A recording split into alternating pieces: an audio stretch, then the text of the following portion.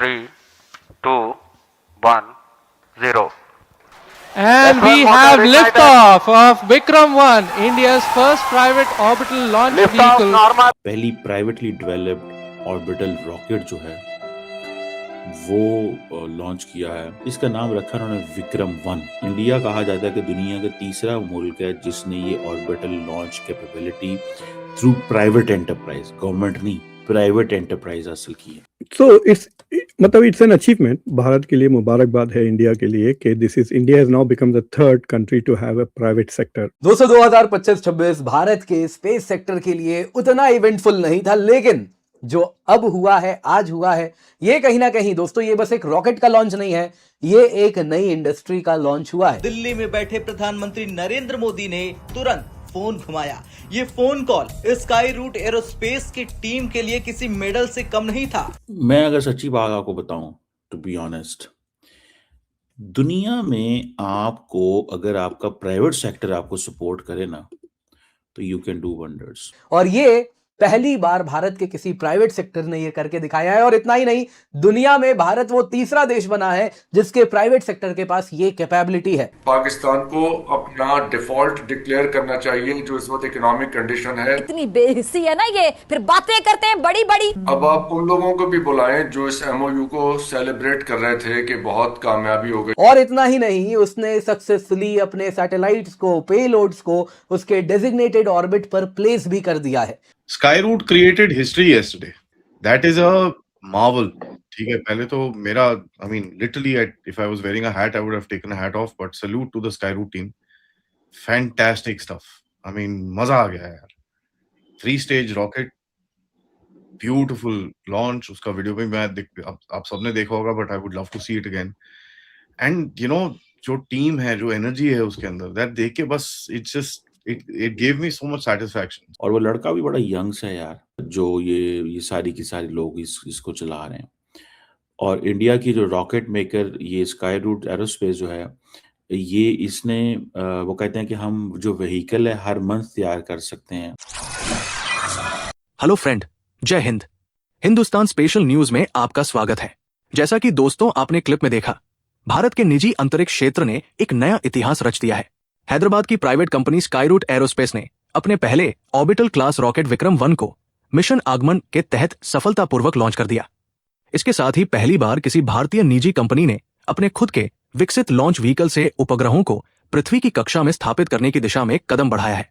भारत की निजी space company Skyroot aerospace ने आज एक बड़ी उपलब्धि हासिल की है। विक्रम 1 में कई ऐसी तकनीकों का इस्तेमाल किया गया है जिनका भारत में पहली बार उपयोग किया गया है। रॉकेट के सभी लिक्विड इंजन धातु से बने 3D प्रिंटेड इंजन है। इस तकनीक की मदद से पहले जिन इंजनों को बनाने में सैकड़ों पुर्जे लगते थे, अब उन्हें एक ही प्रिंटेड इंजन में तैयार किया जा सकता है। इससे निर्माण का समय भी काफी कम हो जाता है। ये लॉन्च सिर्फ स्काईरूट के लिए ही नहीं, बल्कि भारत के पूरे प्राइवेट स्पेस सेक्टर के लिए भी बड़ा मौका है। साल 2020 में सरकार ने स्पेस सेक्टर में बड़े बदलाव किए थे। इसके बाद निजी कंपनियों को भी रॉकेट, सैटेलाइट और लॉन्च सर्विस पर काम करने की अनुमति मिली। अब तक भारत में कक्षा में उपग्रह भेजने का काम मुख्य रूप से इसरो के रॉकेटों के जरिए होता रहा है। अगर विक्रम 1 सफल होता है तो भारत की निजी कंपनियां भी स्वतंत्र रूप से व्यावसायिक लॉन्च सेवाएं देने में सक्षम होंगी। IN स्पेस के तकनीकी निदेशक राजेश जोथी के अनुसार ये मिशन छोटे उपग्रहों और छोटे लॉन्च व्हीकल के वैश्विक बाजार में भारत की स्थिति को मजबूत कर सकता है। तो आज इंडियंस जो हैं वो सोच रहे हैं कि इंडिया का जो एक space startup Skyroot aerospace है, उसने आज पहली प्राइवेटली डेवलप्ड ऑर्बिटल रॉकेट जो है वो लॉन्च किया है। और कहा यह जा रहा है कि इंडियंस बेसिकली जो ग्लोबल कमर्शियल लॉन्च मार्केट है उसका एक बड़ा हिस्सा लेना चाहते हैं। इसका नाम रखा उन्होंने विक्रम 1। ये basically Satish Dhawan space centre जो है वहाँ से ये रिलीज हुआ। और इसकी वो काफ़ी ज़्यादा शोर इंडिया के अंदर तो बहुत इसका शोर है कि जनाब ये इंडियन स्पेस स्टार्टअप इसकी शायद इसलिए भी वैल्यू ज़्यादा हो रही है और डिस्कशन हो रही है। That the reason behind is के जो लोग ये समझते हैं कि शायद क्योंकि अब दुनिया के अंदर प्राइवेटली जो स्पेस है, स्पेस पे रॉकेट भेजने का या काम करने का। जब से ये बेसिकली क्या नाम है उसका, एलॉन मस्क ने काम करना शुरू किया, दुनिया समझती है कि अब ये बहुत ज़रूरी हो गया है, इस चीज़ के ऊपर हमें भी काम करना चाहिए। तो ये तकरीबन कोई महल 450 किलोमीटर के ऑर्बिट पे गई है, 7 पेलोड भी लेके गई है। और इंडिया कहा जाता है कि दुनिया का तीसरा मुल्क है जिसने ये orbital launch capability through private enterprise, government नहीं, प्राइवेट एंटरप्राइज हासिल की है। देखिए, मैं अगर सच्ची बात आपको बताऊं, टू बी ऑनेस्ट, दुनिया में आपको अगर आपका प्राइवेट सेक्टर आपको सपोर्ट करे ना, तो यू कैन डू वंडर्स। अगर आपको दुनिया का प्राइवेट सेक्टर सपोर्ट करे ना, तो यू कैन डू वंडर्स। क्योंकि जो प्राइवेट सेक्टर होता है उसके अंदर ये कैपेबिलिटी होती है कि वो चीज़ों को थोड़ा सा, वो कमर्शियल इंटरेस्ट में चीज़ों को देख रहे होते हैं, कर रहे होते हैं। उनको ये होता है कि यार ये इससे हमें फ़ायदा होगा, वो बिजनेस एंगल से देखते हैं चीज़ें। मेरी ये असेसमेंट है, ठीक है जनाब। तो ये फैक्टर्स जो हैं वो, अब देखिए ना, ये आज इंडिया ने ये जो मिशन भेजा है, ठीक है, इसको अगर आप देखें कि वो अपनी कामयाबी समझ रहे हैं कि हमारा प्राइवेट सेक्टर इस काबिल है।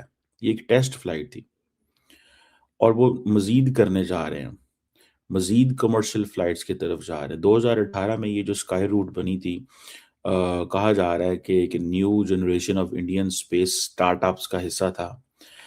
अब ये चीज़ें नरेंद्र मोदी बेसिकली कैश करवा रहे हैं, ठीक है, और वो कह रहे हैं जी हम तो ग्लोबल इन्वेस्टर्स को कह रहे हैं। अब ये प्राइवेट कंपनी है, मार्केट में शेयर होंगे, और ये स्पेस सेक्टर की जो स्पेस सेटअप में प्राइवेट सेक्टर की जब लिबरलाइजेशन होती है, यानी कि तो लोग आते हैं बीच में। कहा जाता है कि ये फर्स्ट स्पेस सेक्टर कंपनी थी जिसकी $1 बिलियन वैल्यू बढ़ी। अब ये देखें, इसके ऊपर लोगों ने शेयर खरीदने हैं, और जो इंडियन मिशंस हैं अक्रॉस द वर्ल्ड वो कहेंगे जी देखें जनाब, हम तो पहले छोटी मोटी वो ग्लोबल सैटेलाइट मार्केट का अब हम भी हिस्सा हैं, हम भी आए, एलॉन मस्क की स्पेस एक्स है तो हम भी हैं, क्यों नहीं है। यूरोप और एशिया जो है वो सारी डोमेस्टिक लॉन्च कंपनीज को वो कर रहे हैं। असल में मसला क्या है, अब मसला ये है कि क्या उसको बोलते हैं, ये सारा काम जो है वो उनको करना पड़ रहा है, ठीक है, और वो करना इसलिए पड़ रहा है कि कहीं ना कहीं पे, कहीं ना कहीं के ऊपर जो मैं देखता हूँ, ठीक है, कहीं ना कहीं के ऊपर they do believe in this one thing. वो एक चीज़ पे ज़रूर बिलीव करते हैं, वो ये कहते हैं कि आप अपना काम बगैर प्राइवेट सेक्टर के कर ही नहीं सकते, आप उसके बगैर कर ही नहीं सकते। सिंपल सी बात है, प्राइवेट सेक्टर को ही सामने आना पड़ेगा। ये प्राइवेट सेक्टर की ही गेम है, ये प्राइवेट सेक्टर का ही कमाल है।